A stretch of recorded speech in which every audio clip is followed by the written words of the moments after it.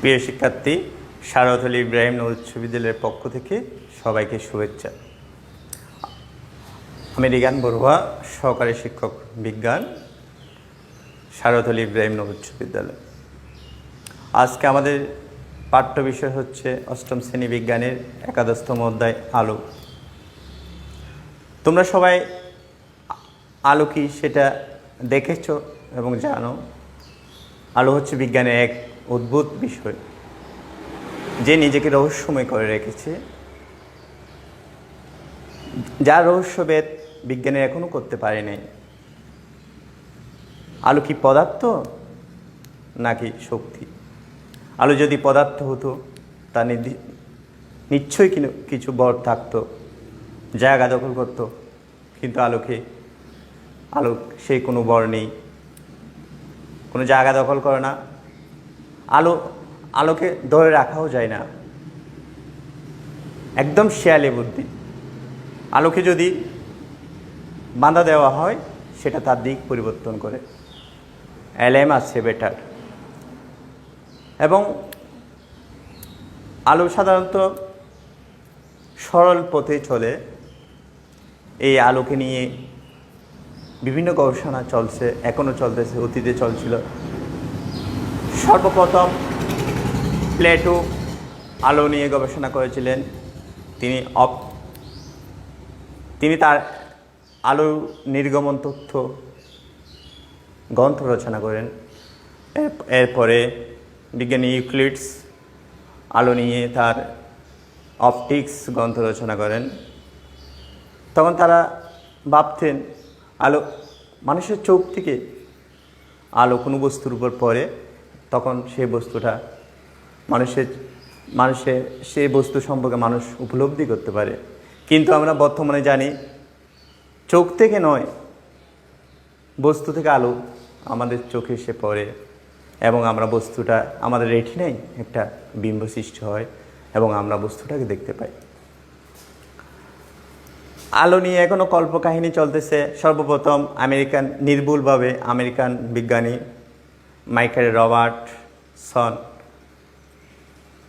আলোর গতি পরিমাপ করেন, যা আলো প্রতি সেকেন্ডে 3 লক্ষ কিলোমিটার যায়। অর্থাৎ আমরা যদি 1 বলি, 1 বলার সাথে সাথে আলো 3 লক্ষ কিলোমিটার চলে যায়। এবং আলোকে নিয়ে সবচেয়ে গুরুত্বপূর্ণ গবেষণা করেন স্যার আইজ্যাক নিউটন। তিনি একটা প্রিজম আবিষ্কার করেন। আমরা প্রিজম মানে ভাবি কোনো একটা 5টা তলের একটা বস্তু, প্রতিসারক মাধ্যম, যেটার বস্তুর মধ্য দিয়ে যদি কোনো আলো অতিক্রম করে, সে আলোটা 7টা রঙে বিভক্ত হয়। আমরা সাধারণত বাস্তব ক্ষেত্রে দেখতে পাই, যেমন এক পশলা বৃষ্টির পরে আকাশে রেইনবো বা রামধনু সৃষ্টি হয়, অর্থাৎ 7টা রঙের সৃষ্টি হয়, যেটাকে আমরা বলা হয় বেনিয়ার সহ কলা: বেগুনি, নীল, আসমানি, সবুজ, হলুদ, কমলা, লাল। নিউটন সর্বপ্রথম আলোকে 7 খণ্ডে বিভক্ত করেন। অর্থাৎ তিনি বুঝতে পারলেন যে আলোর 7টা রং, সাদা আলোকে 7টা রঙে বিভক্ত করা যায় এবং 7টি রঙের নির্দিষ্ট তরঙ্গ দৈর্ঘ্য রয়েছে। এরপরে আমরা কোনো বস্তু সাদা কিংবা কালো কিংবা নীল কেন হয়? আসলে যদি কোনো বস্তু নীল হয়, সেই বস্তুটা নীল রং ব্যতীত বাকি সব রঙগুলোকে শোষণ করে এবং নীল রঙকে প্রতিফলিত করে। আর কোনো বস্তু যদি কমলা হয়, সে বস্তু কমলা রং ব্যতীত বাকি সব রঙকে প্রতিফলিত করে। এইভাবেই আমরা কোনো বস্তু সাদা কিংবা নীল কিংবা সবুজ এভাবে দেখতে পাই। তাহলে আমরা আলো নিয়ে অনেক কিছু বললাম। আমরা এই আলো নিয়ে এখনও গবেষণা হচ্ছে, আমরা এর মধ্যে যাব না। আমরা শুধু আজকে বুঝবো আলোর প্রতিসরণ কি। আজকে আমরা পড়ব আলোর প্রতিসরণ। আলো প্রতিসরণের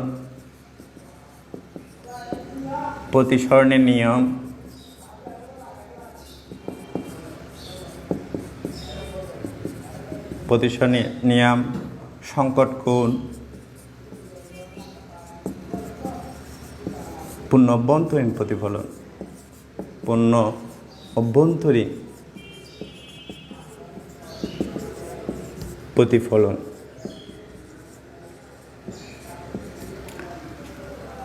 সাধারণত আমরা জানি আলোর প্রতিফলন, যখন আমরা যদি কোনো একটা আয়নার মধ্যে যদি আলোকে ফেলি তো তখন আলোটা কী হয়, বাঁধা ফিরে অন্যদিকে চলে যায়, অর্থাৎ বাঁধা ফিরে আসে। আলোর এই ফিরে আসাকে আলোর প্রতিফলন বলে। আজকে আমাদের বিষয় হচ্ছে আলোর প্রতিসরণ কি। আলো যখন এক স্বচ্ছ মাধ্যম থেকে অন্য স্বচ্ছ মাধ্যমে যায়, আলোর গতিপথের দিক পরিবর্তন ঘটে। আলোর গতিপথের এই দিক পরিবর্তন কি আলোর প্রতিসরণ বলে। যেমন আমরা বাস্তব ক্ষেত্রে একটা উদাহরণ দেখাতে পারি। যেমন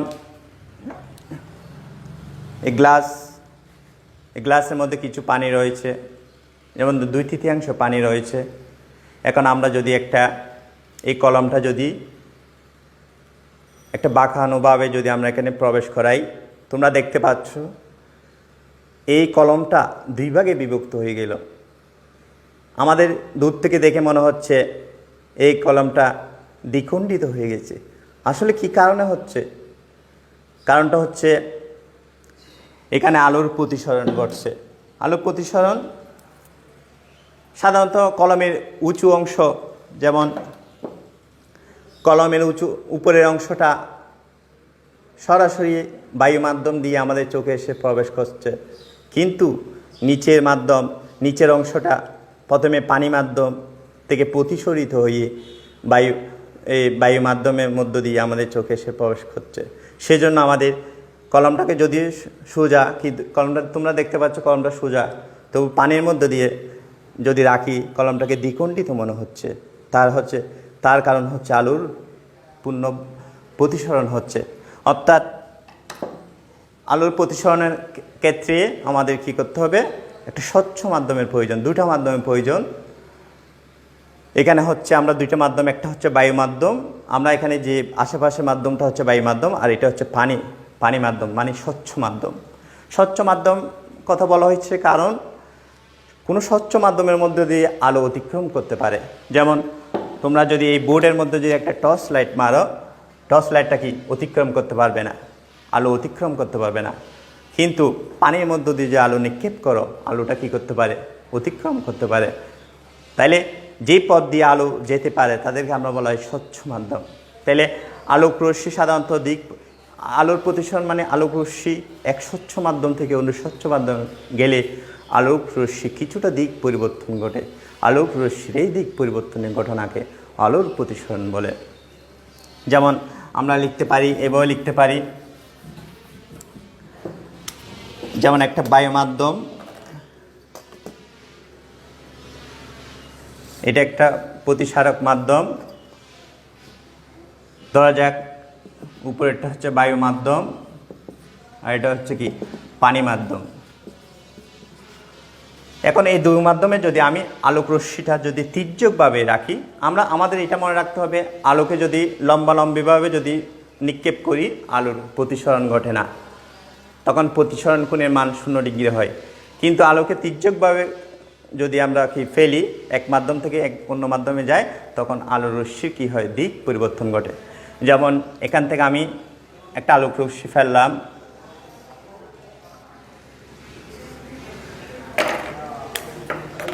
আলোক রশ্মিটা এখন এখানে একটা অবিলম্ব টানলাম, এটা হচ্ছে যে আমরা জানি যে রশ্মিটা পড়বে কোনো মাধ্যমের উপর পড়বে এটা হচ্ছে একটা বিভেদ তল। যে রশ্মিটা কোনো বিভেদ তলের উপর পড়বে এটাকে আমরা বলি আপতিত রশ্মি। আপতিত রশ্মি। এখন এই রশ্মিটা এখন বায়ু মাধ্যম থেকে যখন পানি মাধ্যমে যাবে, অর্থাৎ বায়ু মাধ্যম হচ্ছে কি হালকা মাধ্যম আর পানি মাধ্যম হচ্ছে একটু ঘন মাধ্যম। এখন বায়ু মাধ্যম থেকে যখন পানি মাধ্যমে যাবে, আলোক রশ্মিটা কিছুটা দিক, আলোক রশ্মি যাওয়ার কথা এদিকে কিন্তু যাবে না, আলোক রশ্মিটা কিছুটা দিক পরিবর্তন ঘটবে, অর্থাৎ আলোক রশ্মি দিক পরিবর্তন ঘটে। এটা হচ্ছে অবিলম্ব।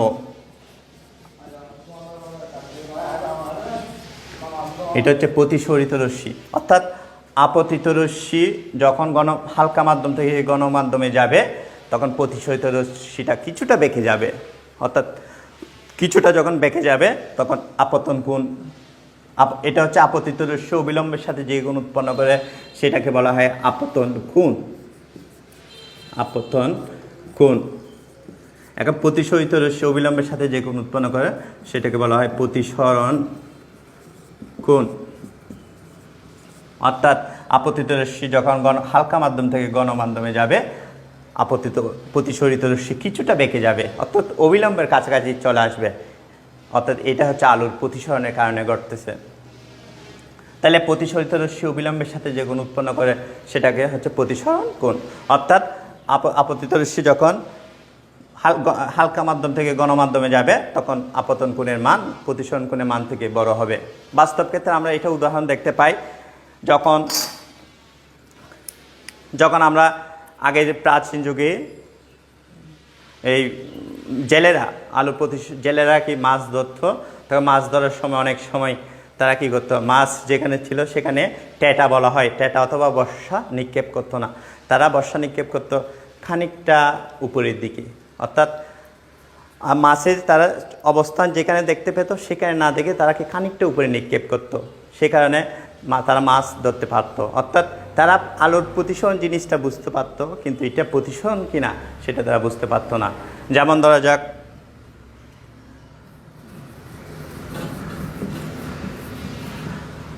আলোর প্রতিসরণের নিয়ম, আলোর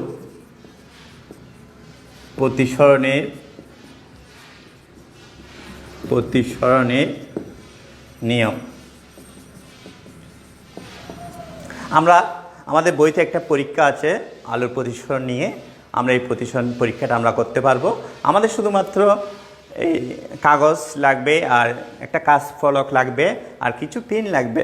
যেমন এটা একটা কাঁচ ফলক, এটা দিয়ে আমরা কি আলোর প্রতিসরণ কি করতে পারবো, বুঝতে পারবো বা নির্ণয় করতে পারবো। এখন আমি তোমাদের সুবিধার্থে আমি এখানে একটা চিত্র আঁকতেছি, সেটা দিয়ে তোমরা কি আলোর প্রতিসরণটা কি করতে পারবে, বুঝতে পারবে। যেমন এই কাঁচ ফলক হচ্ছে একটা আয়তাকার কাঁচ ফলক, এটা একটা চিত্র আঁকলাম।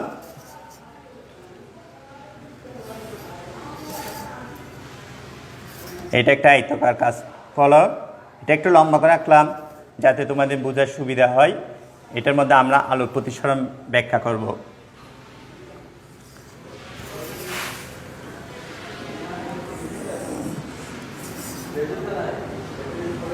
প্রিয় শিক্ষার্থী, এটা একটা আয়তাকার কাঁচ ফলক, এটার ফিগারটা হচ্ছে এরকম, এটা দিয়ে তোমরা ব্যাখ্যা করতে পারবে।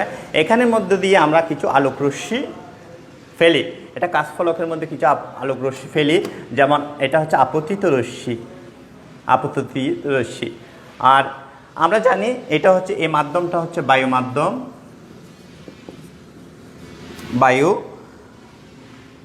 আর এটা হচ্ছে কাঁচ মাধ্যম, এটা হচ্ছে কাঁচ মাধ্যম। এখন আমরা বায়ু মাধ্যম থেকে আলোটা কাঁচ মাধ্যমে ফেলবো। এখন আমি এই বরাবর একটা অবিলম্ব টানি, এটা হচ্ছে আপতিত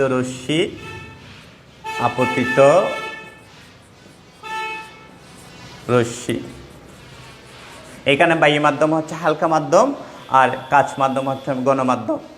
এখন আমরা জানি কোনো আলোক, এর আগে আমরা পড়েছি যে কোনো আলোক রশ্মি যখন হালকা মাধ্যম থেকে গণমাধ্যমে যাবে, কোনো আলোক রশ্মি যখন হালকা মাধ্যম থেকে গণমাধ্যমে যাবে, প্রতিসরিত রশ্মিটা অবিলম্বের কাছাকাছি চলে আসবে। তখন প্রতিসরিত রশ্মি যাওয়ার কথা এই দিকে, কিন্তু এটা একটু বেঁকেই যাচ্ছে, প্রতিসরিত রশ্মিটা একটু বেঁকে যাবে, অর্থাৎ এইরকম একটু বেঁকে যাচ্ছে। অর্থাৎ আপতিত রশ্মি আপতন কোণ যতটুকু, প্রতিসরণ কোণটা একটু কম, অর্থাৎ আলোর প্রতিসরণের কারণে এটা হচ্ছে একটু বেঁকে যাচ্ছে প্রতিসরিত রশ্মিটা। এখন প্রতিসরিত রশ্মিটা যদি আমরা সোজা এভাবে টান দিই, এটা এভাবে টেনে রাখি, অর্থাৎ এই প্রতিসরিত রশ্মিটা এইখানে আবার আলোর কী হবে, প্রতিসরণ হবে, অর্থাৎ প্রতিসরিত রশ্মি আবার তখন দ্বিতীয় ক্ষেত্রে যাবে, গণমাধ্যম থেকে হালকা মাধ্যমে চলে যাবে। এখানে যদি আমি একটা অবিলম্ব টানি, এখন এটা হচ্ছে গিয়ে কাচ মাধ্যম। এখন এটা হচ্ছে আপতিত রশ্মি, আর এটা হচ্ছে প্রতিসরণ কোণ। আমরা জানি আপতন কোণ, আলোক রশ্মি যখন গণমাধ্যম থেকে হালকা মাধ্যম থেকে গণমাধ্যমে যাবে তখন আপতন কোণের মান প্রতিসরণ কোণের মান থেকে বেশি হবে। এখন আবার যদি এই আপতিত রশ্মিটা, এই প্রতিসরিত রশ্মি আবার এই কাচের এই ধারের মধ্যে যখন আবার প্রতিসরিত হয়ে এখানে আবার যখন আমরা জানি আলোক রশ্মি যখন গণমাধ্যম থেকে হালকা মাধ্যমে যাবে তখন প্রতিসরিত রশ্মি অবিলম্ব থেকে দূরে সরে যাবে। এখানে আবার এটা কি দূরে সরে যাচ্ছে, এখানে এটা দূরে সরে যাচ্ছে, অর্থাৎ এটা হচ্ছে কি নির্গত কোণ, এটাকে বলা হয় নির্গত কোণ। তাহলে আমরা যাচ্ছি, এটা হচ্ছে এটা আপতিত রশ্মি, এটা হচ্ছে আপতন কোণ, আর এখানে এটা হচ্ছে নির্গত কোণ। আমরা পরীক্ষা করে দেখতে পেয়েছি যে আপতন কোণ এবং নির্গমন কোণ দুটাই সমান। কারণটা হচ্ছে যে এখানে আপতিত রশ্মি প্রতিসরিত হয়ে যখন হালকা মাধ্যম থেকে গণমাধ্যমে যাবে অবিলম্বের কাছাকাছি চলে আসবে, তখন কিছুটা কাছাকাছি চলে আসবে। তারপরে যখন প্রতিসরিত রশ্মি অবিলম্ব থেকে প্রতিসরিত রশ্মি গণমাধ্যম থেকে হালকা মাধ্যমে যাবে তখন ওই একটু কি অবিলম্ব থেকে দূরে সরে যাবে। এখানে তার মানে হচ্ছে কি এখানে যতটুকু কাছাকাছি চলে আসছে এখানে ততটুকু কি দূরে চলে গেছে। তার মানে আপতন কোণ এবং নির্গত কোণ দুইটা সমান। প্রিয় শিক্ষার্থী, তোমরা বাসার মধ্যে এই পরীক্ষাটা করতে পারবে। শুধুমাত্র তোমাদের একটা কাজ ফলক লাগবে আর একটা সাদা কাগজ লাগবে। এখন তোমরা যদি এখানে দুইটা পিন লাগাই দাও এবং এখানে যদি দুইটা পিন লাগাই দাও, তোমরা কাছের মধ্য দিয়ে যদি তাকাও তখন দেখবে যে এই পিন দুইটা কি একই সরলরেখায় অবস্থিত। তার মানে আমরা এখন কি বুঝতে পারছি, অর্থাৎ আপতন কোণ আর এদিকে নির্গত কোণ দুইটাই কি সমান, অর্থাৎ আলোক রশ্মি দুইটাই কি সমান। এটা হচ্ছে আলোর প্রতিসরণের নিয়ম, অর্থাৎ এটার মাধ্যমে তোমরা সহজে আলোর প্রতিসরণটা বুঝতে পারবে। এবং বাস্তব ক্ষেত্রে আমরা বিভিন্ন আলোর প্রতিসরণ হচ্ছে কি আলোর প্রতিসরণ হচ্ছে সেগুলো ব্যবহার আমরাটা দেখব আজকে। যেমন আলোর প্রতিসরণের তোমরা একটা বাসার মধ্যে একটা পরীক্ষা করতে পারো শুধুমাত্র একটা দাতব মুদ্রা। যেমন একটা দাতব মুদ্রার সাহায্যে তোমরা একটা বাসার পরীক্ষা করতে পারো। যেমন ধরো এটা একটা কাচের গ্লাস অথবা কাচের গ্লাস অন্য কোনো পিতলের গ্লাস হবে। এখানে একটা মুদ্রা রাখো, এখানে যদি এখানে এতটুকু পানি রাখলে হবে, তখন মুদ্রাটা ধরো এই অবস্থানে আছে, মুদ্রাটা ধরো প্রকৃত অবস্থান এখানে আছে।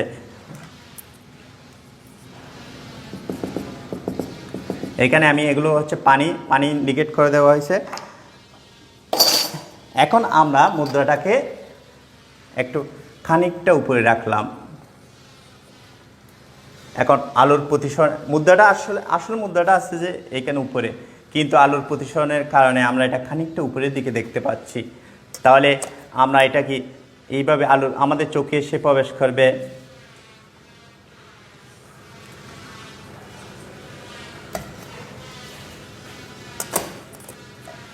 দেখা যাচ্ছে এটা আমরা এখানে একটা চোখ আছে।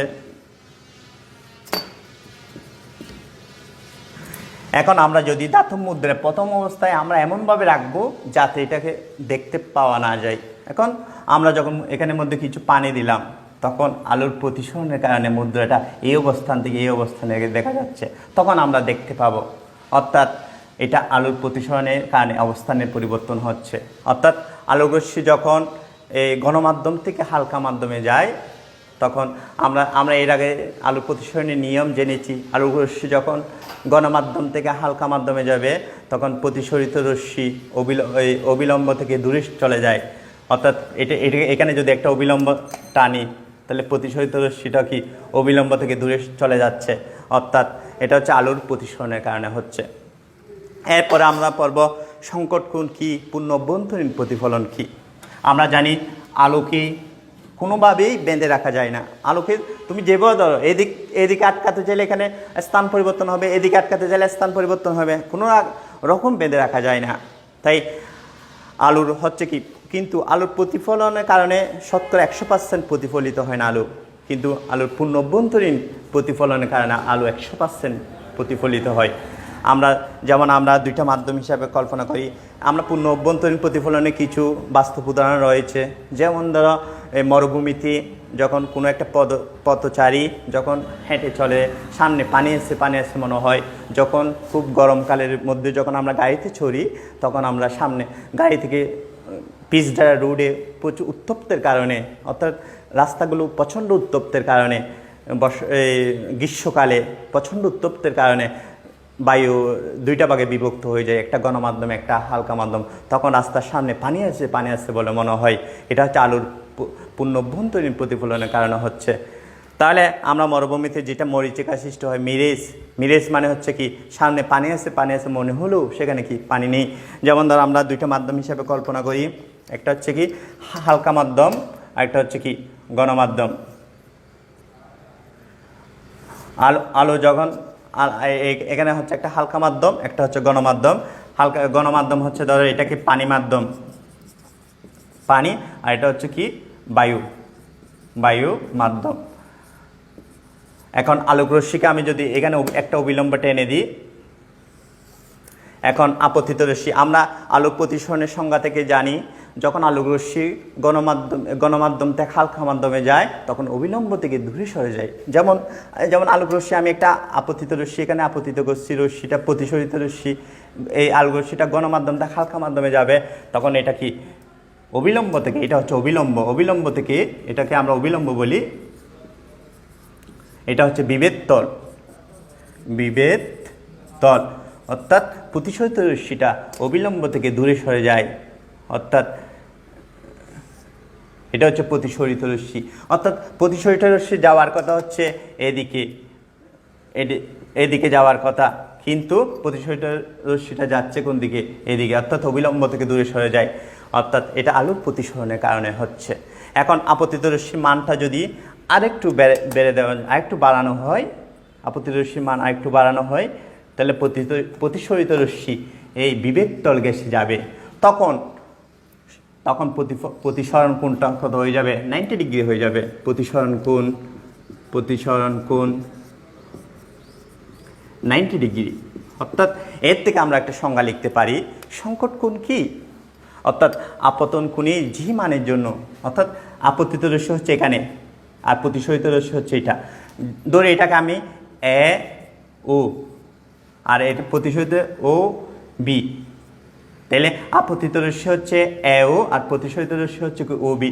তাহলে এই এ ও আপতিত রশ্মির জন্য প্রতিসরিত রশ্মি হচ্ছে ও বি, অর্থাৎ আপতন কোণের মান ধরি এখান থেকে এখানে মান হচ্ছে থিটা দ্বারা প্রকাশ করলাম। অর্থাৎ এখান থেকে আমরা সংকট কোণের সংজ্ঞা বলতে পারি, অর্থাৎ আপতন কোণের যে মানের জন্য প্রতিসরণ কোণ 90 ডিগ্রি হবে সেটা হচ্ছে সংকট কোণ, অর্থাৎ এখানে সংকট কোণ হচ্ছে থিটা, সংকট কোণ থিটা, অর্থাৎ এটা হচ্ছে সংকট কোণ। এখন আমরা এই সংকট কোণ থেকে আমরা পূর্ণ অভ্যন্তরীণ প্রতিফলনটা কীভাবে হয় সেটা আমরা জানব। এখন আমরা যদি আপতিত রশ্মির পরিমাণ যদি আরেকটু বাড়ানো যায়, যেমন ধর আরেকটু বাড়িয়ে দিলাম আপতিত রশ্মি, এখন কি করবে, প্রতিসরিত রশ্মিটা আবার চলে আসবে, এখানে চলে আসবে, অর্থাৎ যে মাধ্যম থেকে গিয়েছে সেই মাধ্যমে চলে আসবে।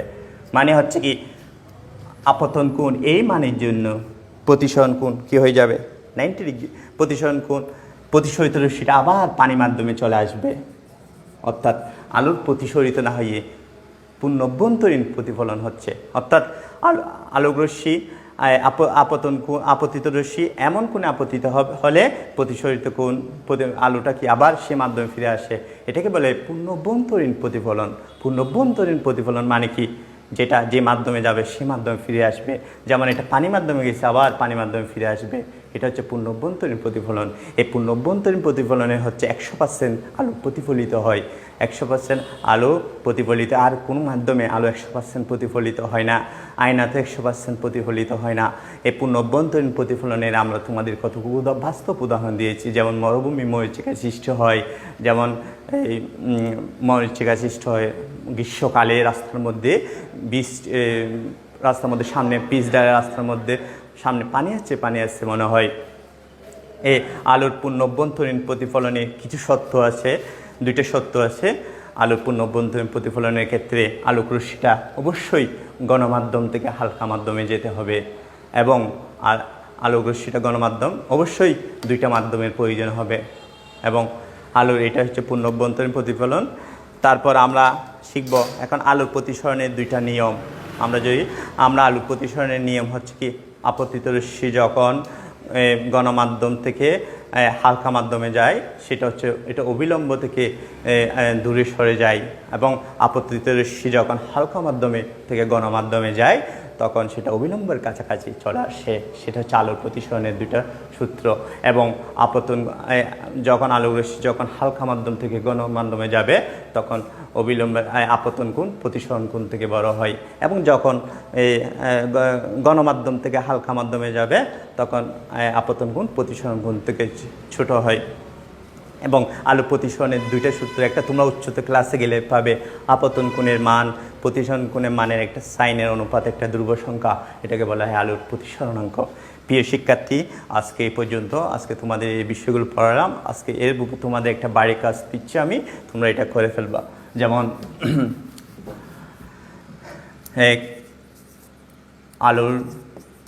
আলোর প্রতিসরণের বাস্তব উদাহরণগুলো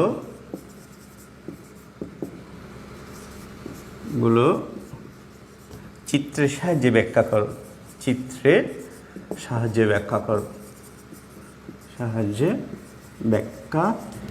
করো। প্রিয় শিক্ষার্থী, সবাইকে আবার শুভেচ্ছা, ধন্যবাদ।